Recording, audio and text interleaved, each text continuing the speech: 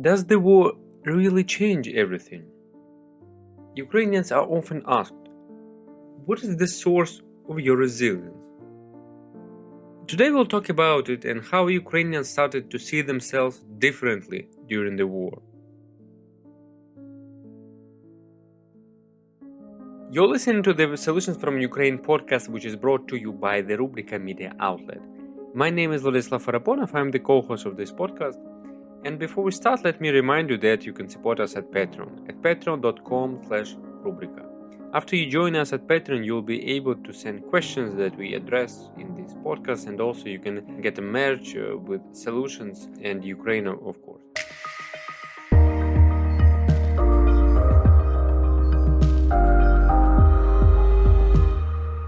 Usually at this point I present my co-host Anastasia, but today it will be on my own. It is really very difficult to make it today. Ukraine is still recovering from the tragedy in Uman in Cherkasy region.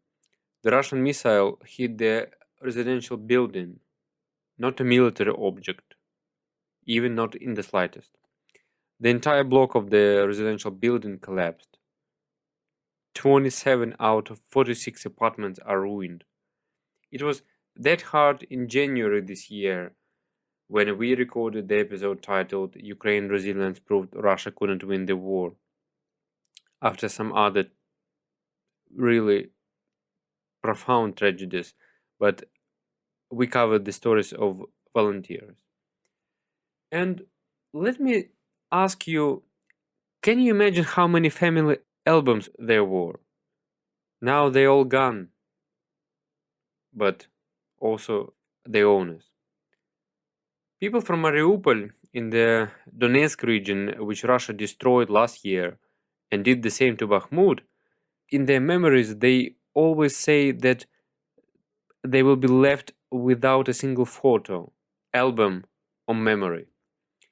That is why we are talking today about the genealogy of Ukrainians.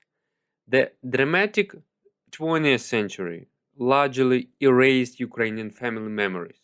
In Soviet times, knowing who your ancestor was, especially if they were of their own origin, in this case, we refer to other nationalities and the places of origin specifically. It was really dangerous, and therefore many Ukrainians still do not know the real history behind their family. The current Russian-Ukrainian war has not improved the situation because of the war itself. The family archives of many families are now inaccessible or destroyed, and yet it prompts many Ukrainians to think about their roots. But on the other hand, war is a huge risk for preserving cultural heritage. Chair of Ukraine's Archives Service, Anatoly Khromov, said that the priority of Ukraine's government in that regard is actually making digital at least 10% of the total volume of documents that the National Archives of Ukraine possess, and it's only about genealogy. So, like, there are many more types of documents that are available in the archive, but today we are talking about this type of documents. So, of course, making it available online will provide an opportunity to research family history wherever you are.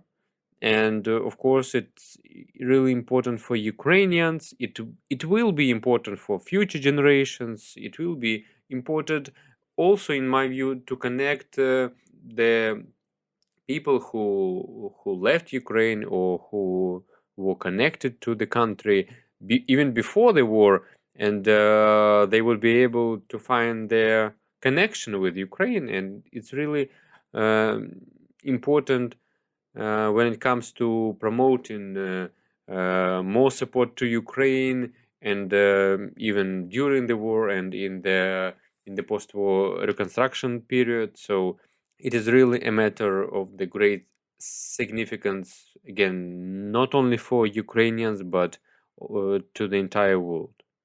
So Anatoly Khromov says that obviously the war is a huge risk not only for people's life but also for the preservation of cultural heritage, including archives.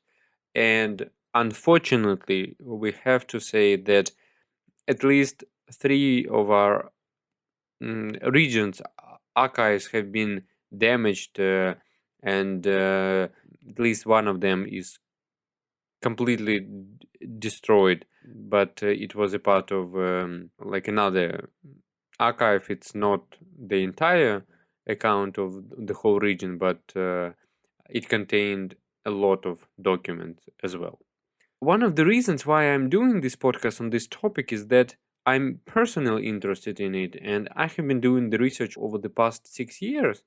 And now my family goes back to the 1630s, and in every branch I know my direct relatives till the early 19th century at least. Of course, we'll post the story that we have on our website, but let me just explain several brief rules for all who want to explore their family tree. Obviously, step one is talking to your closest relatives. At least start from them, and then also you can jump into the distant relatives, because it is really important to have all the perspectives possible and compare them, and just trying to gather more information from other sources. Step two is explore the family photo archive, and it's really important, and all experts that we have been interviewing, they told us the same. It is important to sign all family photos if this has not been done yet, because the memory can be sometimes false. It can be different from one person to another, and in many years it will be possible to compare those photos that your family possess with others and see how different or similar people on these photos are, and who you tend to think is on this particular picture. Step three, review all family documents, because facts matter, like marriage, like birth, death, and others, like property. It also means that your relative was living somewhere around. Step four, if possible, do the DNA test of the oldest relatives. Unfortunately, I haven't done this because I just didn't know about this practice at the time, and I would really recommend that too. Step 5, you can visit the place where your ancestor is from and ask the people there. But again, be aware of the security situation. So the point of this step is like to make it as soon as possible, like wherever it is safe to visit. Step 6, go to the archives or specialized sites. It is important to understand what kind of documents can shed light on the lives of your ancestors. These are primarily metrical books. It's the name, the documents have been called before the Bolshevik revolution in the Soviet Union.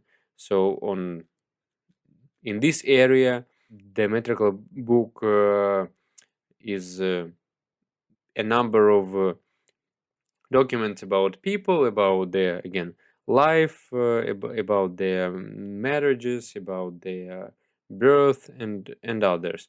And they have been written in the church, and of course there are some other documents like tax records and others, but these, again, kind of metrical books are really one of the primary source for all who study their family lives.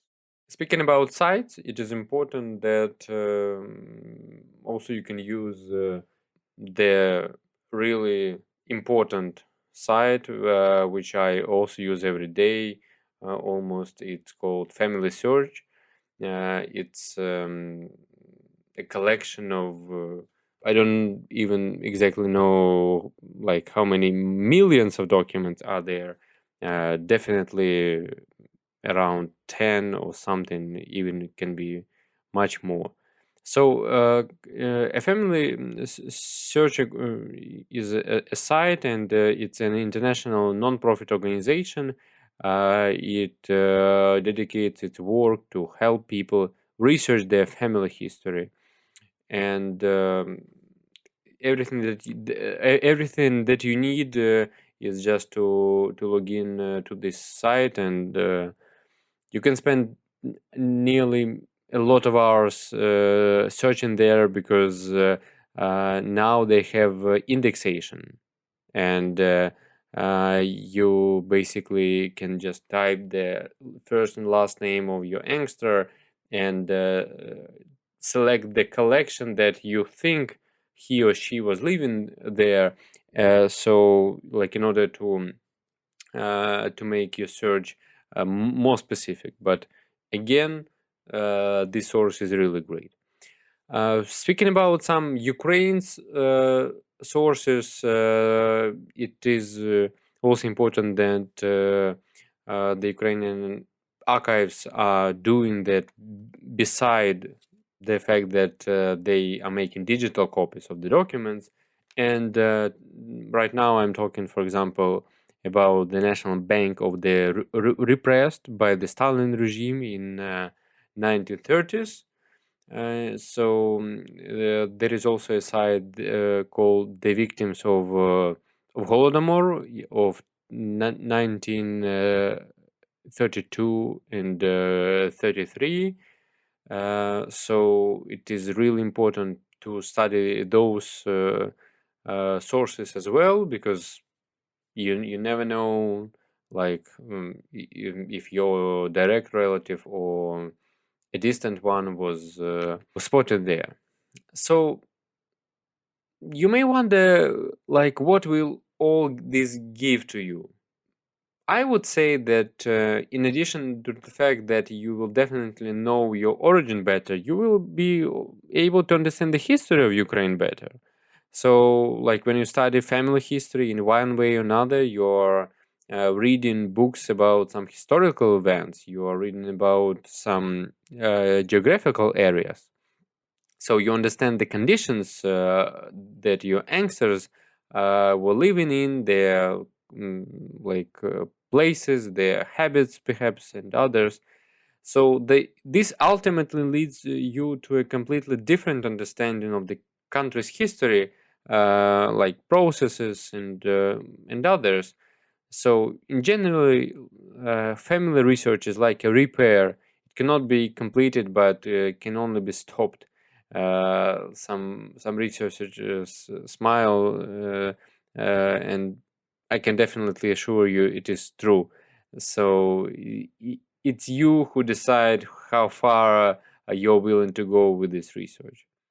Oh, we decided to make this podcast because we saw how many uh, people are turning up to their family history. I remember that even in the first days of war, I was telling my family to grab a lot of documents, because I know, I knew where they could find them. And of course, we all were really frightened because of the fact that everything can be destroyed, everything can be ruined. But it is important to start, and the family history is about you, and it's um, it's your choice to do it or not. But uh, I know that many people who started doing this, they also have started like rediscovering themselves, They have been rediscovering their families, and it is really important to start because it may be too late. And unfortunately, the Russian missiles in my hometown, Mykolaiv, a couple of days ago, today when we are making this episode, it was in Uman, in Cherkasy region, in the center of Ukraine. We see our country ruined and our people killed every day. So we know the value of these documents, of this of all these memories, and we really encourage you to start digging into this as well. So stay with us. You can support us at Patreon. It will help us produce more independent podcasting and reporting. Of course, it will result in more help for Ukraine to win this hard but important war.